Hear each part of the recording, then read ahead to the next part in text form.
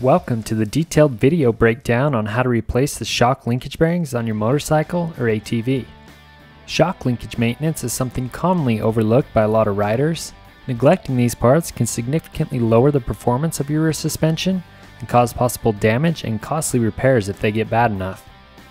Cleaning and re-greasing your linkage is something that should be done every 6 months or so for regular riders. It's also good to inspect these parts regularly and replace them if necessary, which is exactly what we'll be doing in this video.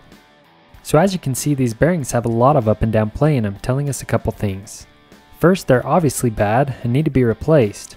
Second, these bearings have most likely been neglected for a long time. Linkage bushings and bearings should be replaced long before they ever get this bad. You'll want to keep in mind that this process is going to vary with each machine, so it's always best to refer to your service manual for instructions that are specific to your machine. To remove the linkage on this bike, we're going to go ahead and loosen the 4 bolts holding this linkage together and on the bike. So we'll loosen that lower shock mount first, and then we need to remove those plugs to be able to get to the swing arm mount. And then we'll go ahead and loosen the rest of the bolts. After that, we can start popping the bolts out and removing the linkage. So now we can remove that rear linkage arm bolt and separate the 2 linkage pieces. And you'll see this front linkage bolt is also the mount for the lower chain roller. We'll go ahead and remove that, and now the linkage has been removed from the bike. So up on the bench, we're going to start disassembling it. And you'll want to keep in mind that each bike's linkage design and order may slightly vary. But most bikes are going to have a collar of some sort on the outside. Then underneath that, you'll find a seal. Then you'll have your sleeve or bushing, and then also your bearing. As you can see, this race is totally mangled and all the needle bearings are broken, and this definitely wasn't helping our suspension out at all. Anytime you're working on parts like this, you want to make sure you're keeping track of each part that you remove and its order, so if you're just cleaning and re-greasing the parts, you can get them all back in the same way they came out. And then if you're installing new parts, you're going to know the location of each of them. So we're just going to continue disassembling this rocker pivot, and you'll see all these parts are really rusty and worn out. Some of the needle bearings aren't caged and will just fall out like these ones. If you're only cleaning and re-greasing your parts, you'll want to be careful not to misplace or lose any of these pieces. So now, after all the collars and sleeves have been removed, we'll go ahead and pop all the seals out, so all that's left inside are the bearings. Do that for both linkage pieces. Then after all the seals have been removed, we're now ready to press the bearings out. So there are a few different methods of removing these bearings, and the first method we're going to show is using the Motion Pro Deluxe Suspension Service Bearing Tool. This tool can be used to easily replace the linkage bearings and also swing arm bearings, making it a great tool for any shop. You can learn more in our detailed video breakdown for this tool. So again, this tool is really easy to use. You'll see it's got a few different size collets to fit most all the various bearing sizes. You'll simply choose the correct size collet that's going to fit inside the cylinder and still press on the race of the bearing. For the other side, you're going to need what they call the bearing cup, and this is simply a collet big enough to support the linkage piece and allow the bearing to slide out of the linkage and into the cup. So we'll go ahead and assemble that and finish it with a flat washer and nut on each end. And now all that's left to do is hold one side and tighten the other side, and doing that's going to press the bearing out. After the bearing's been pressed all the way through, simply disassemble the tool, and you'll see the old bearing is left inside the bearing cup. The next method that we're going to demonstrate is just simply using a vise and various size sockets to press the bearing out. So we've got a small socket on the one side, it's big enough to press on the race of the bearing, and then a larger socket on the other side to catch the bearing and support the linkage piece. We're going to line that in the vise and then go ahead and start tightening it down. And you'll see that it'll start pressing the bearing out. So we're just going to continue to tighten this vise until the bearing pops out the other side. And now you can see how bad this race really was. We're going to go ahead and use this same technique to remove the remaining bearings from the rocker pivot. Then after all the bearings are out of this piece, we can move on to the connecting link. And to show you another method, if you don't have the suspension tool or a bench vise, you can simply use various size sockets and a hammer. If you're using this method, you need to be extra cautious as you don't want to ruin any of your expensive linkage pieces or any of the bearings. So after these 2 bearings are out of the connecting link, we should have all the bearings removed from our linkage. And again, you can really see how worn out these parts were.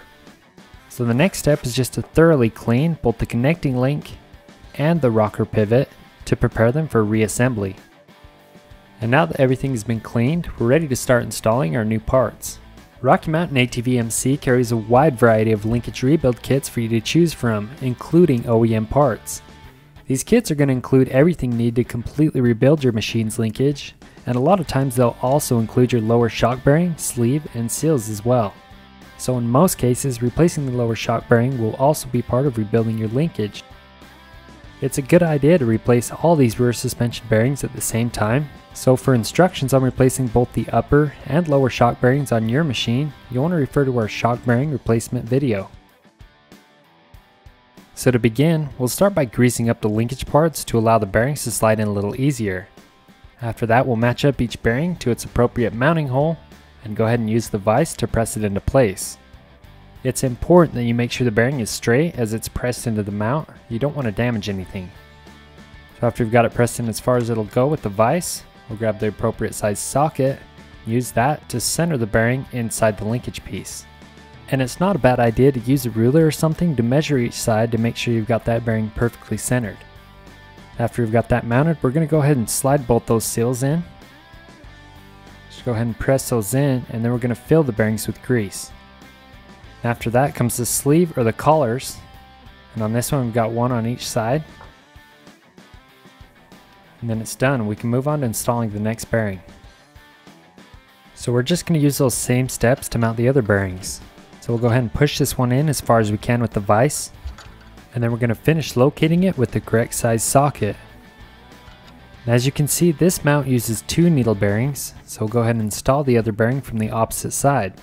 And just the same thing, use the vise to push it in as far as you can, and then finish it off with the socket. So to install a bearing with the Motion Pro tool, we'll go ahead and assemble it with the bearing cup on one side, and then you'll see we found the correct size collet for the other side. And this bearing is actually going to sit onto this collet so the needle bearings don't fall out as the bearing is installed. Behind that, we're going to install a flat washer and finally the nut. And we're just going to go ahead and snug that down, and then just following the same steps we used to remove the old bearing, we'll go ahead and install this new one.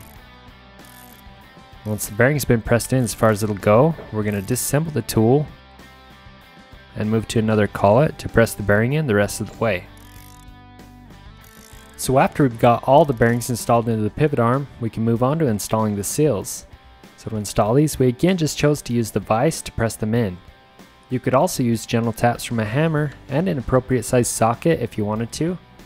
We're just going to go ahead and press these in, being careful not to tear or bend any part of the seal. And after all the seals are in place, we're going to go ahead and pack these bearings full of grease. And after that, we'll install the sleeve. And finally, a collar goes onto each side. We're going to do the same thing for the other sleeve. Go ahead and slide that into place, and then finish it with the collar onto each side. Now the rocker pivot's complete, we can move on to the connecting link. So we're again just going to use the vise to install both the bearings into place. Use the socket to push them in the rest of the way, and we can install both the seals.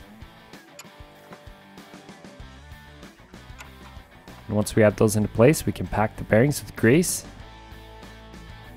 and then we'll install that center sleeve.